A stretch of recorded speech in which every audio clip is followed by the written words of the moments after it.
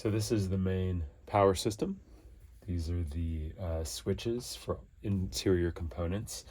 So when you're not in the bus or not using it, just turn all the things off to keep the batteries from running down.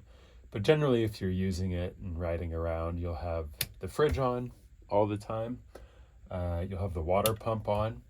It doesn't run all the time, it just runs when the water pressure is low to refill it back up. And then if you want to use the cabin lights, you'll turn this one on. These switches don't do anything.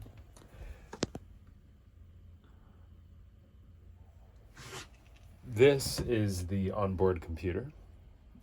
So you tap the screen to turn it on. This is the main screen that we leave it on, but if it's not on this screen when you turn it on, you can swipe left and right, and it has these different screens. So you can always go back to this one. The way it reads is it shows how much battery percentage is left. It shows how much power is coming in from the PV, photovoltaic charger, that's the solar, and it shows how much power is being used on the onboard house battery.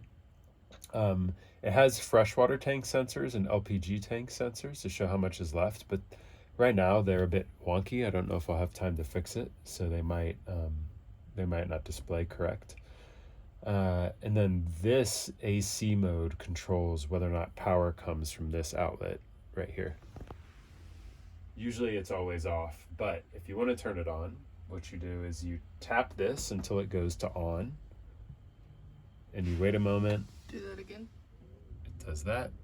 You hear a click, and it's on. And then you want to turn it off afterwards by tapping it charger only, inverter only, off. Tap it till it goes to off, and then let that go. And you hear it click off. And usually you don't need to use this, but one good rule of thumb is when the battery drops below 20%, there will be an alarm that goes off. You come over and you just hit OK, and it disables the alarm.